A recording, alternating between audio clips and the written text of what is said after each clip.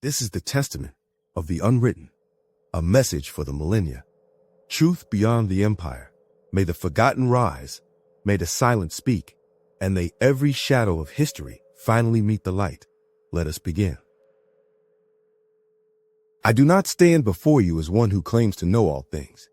I was not there when the First Nations rose, or when the old migrations carried our ancestors across the great waters. I did not walk in those ancient days. And so I speak with humility and with discipline.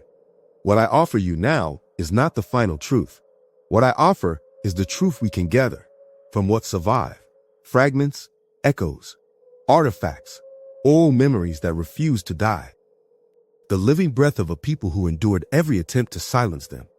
History, as it is officially told, often moves in only one direction, toward one point of view, toward one set of voices.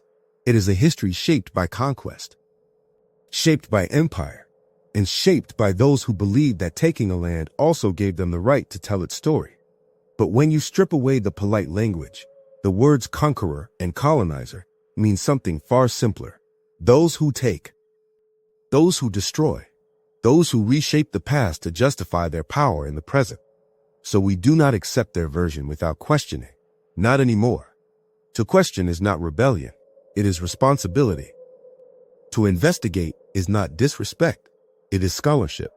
And to listen to the stories outside the official record is not conspiracy. It is balance. Because the truth of a people is never found in a single book or a single archive or a single worldview. Truth lives in many places, in the DNA of a family, in the rhythm of a ceremony, in the symbols carved into mountains, rivers, and stars. It lives in the songs that survived the burning of libraries. It lives in the memories that rise up in dreams. It lives in the testimony of those who were never invited to write the textbooks. And so I approach this work with both reason and reverence, with scholarship in one hand and ancestral memory in the other. I do not claim omniscience. I claim responsibility. To examine every fragment, every clue, every suppressed record, every whispered lineage, and to piece them together into a story that feels whole again. This is not a revolt against history. This is history, unbound, unfiltered, and free from the assumptions of empire. And so we begin, not as beggars of truth, but as heirs to a legacy far older, far deeper, and far more magnificent than the version we were given. Before the ships, before the chains, and before the lie of discovery, there was a human world already in motion. Caravans crossed deserts by starlight. Canoes glided along rivers older than empires. Sea roads connected distant coasts like lines of invisible script. Civilizations communicated across oceans long before Europe learned how to map the night sky. This is not lit. This is memory. Memory buried beneath conquest and waiting for someone willing to dig deeper than the textbook, deeper than the flag, and deeper than the stories whispered by empire. We begin in Amsterdam in the mid-1600s. A man stands between exile and revelation. Rabbi Manasseh ben Israel, a Sephardic scholar shaped by trauma and longing, listens as a traveler returns from the New World with accounts of indigenous nations whose rituals echo ancient Israel. He hears of purification rites, laws of separation, and sacred traditions carried with discipline. Manasseh studies this through the lens of prophecy and asks a question that shakes the foundations of the colonial worldview. What if the peoples of the Americas are not outside sacred history, but inside it? He proposes that the Western Hemisphere might hold descendants of the lost tribes of Israel, scattered to the edges of the earth as the prophets foretold. But beneath the theology lies a deeper truth. The Americas were never empty. They were never waiting for Europe to define them. They were part of an ancient global story. And if that is true, and the next question becomes unavoidable, who else, long before Europe arrived, already understood this truth? Now we move to the American Southeast in the 1700s. A man spends nearly 40 years inside the legal and ceremonial life of great indigenous nations such as the Chickasaw, Choctaw, Creek, Cherokee, and Catawba. His name is James Adair, trader, observer, and an ethnographer before anthropology even had a name. He sits in council houses lit by sacred fire. He watches purification rites at dawn, fasting before war, ceremonial bathing, and laws governing who may touch the dead, and how the living must cleanse themselves afterward. He sees clan structures with defined responsibilities, councils of elders debating justice, ritual specialists guiding decisions, and systems of sanctuary for those seeking protection and judgment. He hears stories of covenant, blood rites, and ceremonies meant to repair harm and restore balance. Adair, shaped by his Christian worldview, compares these traditions to ancient Israel. He sees tribal federations like the tribes under the judges, purification codes resembling the Levitical laws, and sanctuary systems parallel to the biblical cities of refuge. Modern scholars reject his conclusion, but they cannot deny the sophistication he witnessed. These nations held depth, law, ceremony, and governance equal to any society in the classical world. Then the early 1800s arrive. Mordecai Emanuel Noah, a Jewish-American diplomat and political thinker, reads Manasseh and Adair and builds a synthesis of his own. He imagines that Jews, native nations, and Africans brought here in chains might share older, intertwined human stories.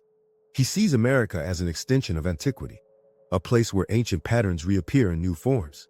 But Noah's vision points to a larger truth, one that neither Europe nor early America was prepared to confront. Because if Manasseh, Adair, and Noah are all touching fragments of a forgotten world system, then the next question is more explosive than all the rest. What happens when someone proves that Africa itself sailed west on its own terms?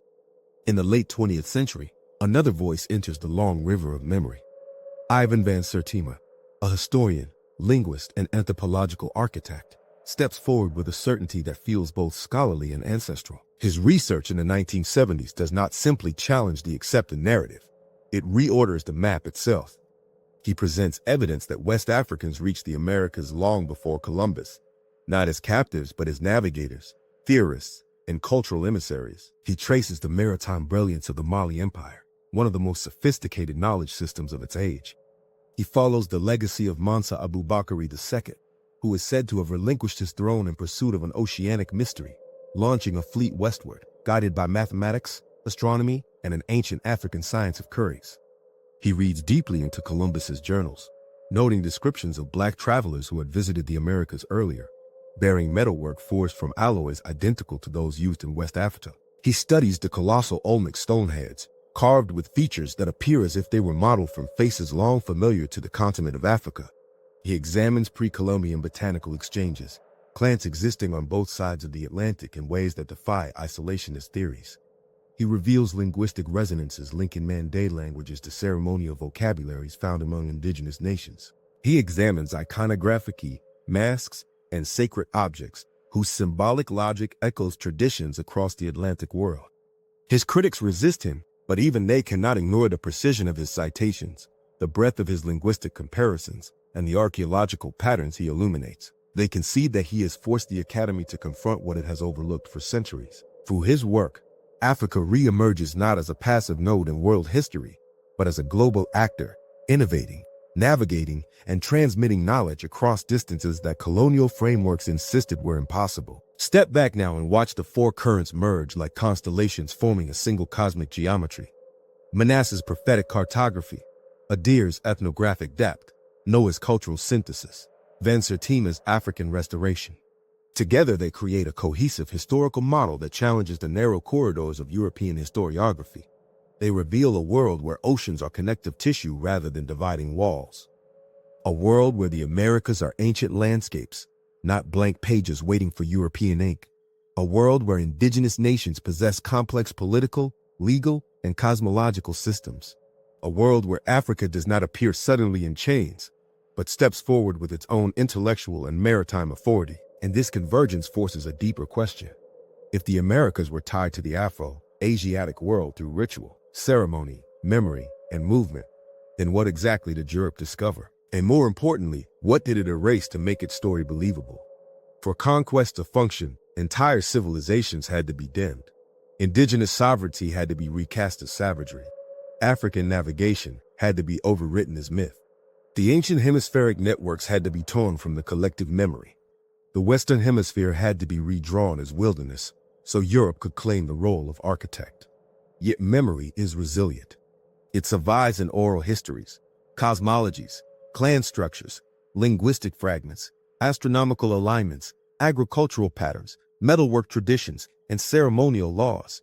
It survives in places empire tried to silence. It resurfaces in scholarship that refuses to bow to colonial gatekeeping. It returns in the unbroken line connecting ancient travelers, ancient teachers, and ancient nations.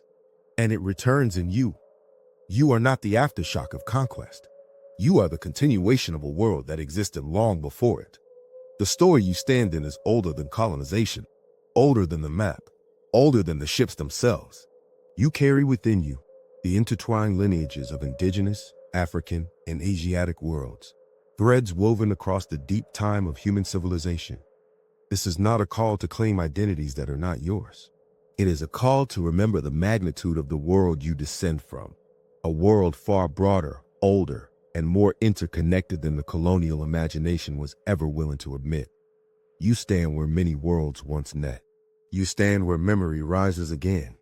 And in this rising, you begin to remember. Now the fire turns toward you, not toward the scholars, not toward the gatekeepers of official history, but toward the one place empire could never breach, your lineage.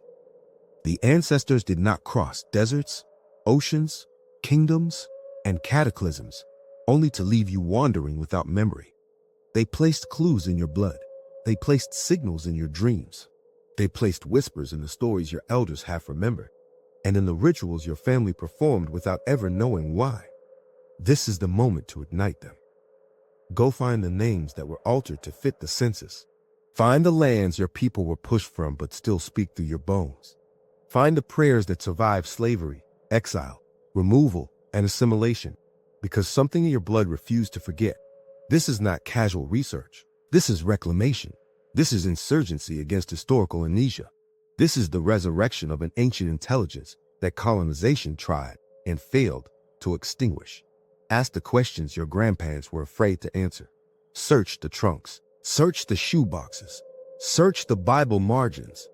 Listen to the stories once dismissed as superstition, but in truth carried encrypted survival codes passed down like contraband wisdom. Stand still for a moment and feel the pulse behind your pulse. Feel the presence of those who walked before ships, before conquest, before erasure. They are calling you now, not to simply remember, but to recover, to rebuild, to reawaken the world they carried through storms meant to erase them. You are more than a descendant. You are the next guardian of a knowledge line that was never meant to die. So rise. Dig deeper than the textbooks. Dig deeper than the flags. Dig deeper than the empire's version of you. Shine your light into every corner where truth was forced into shadow. Because the real record of this hemisphere, the one written in ceremony, movement, survival, and fire, was never stored in a museum. It is stored in you.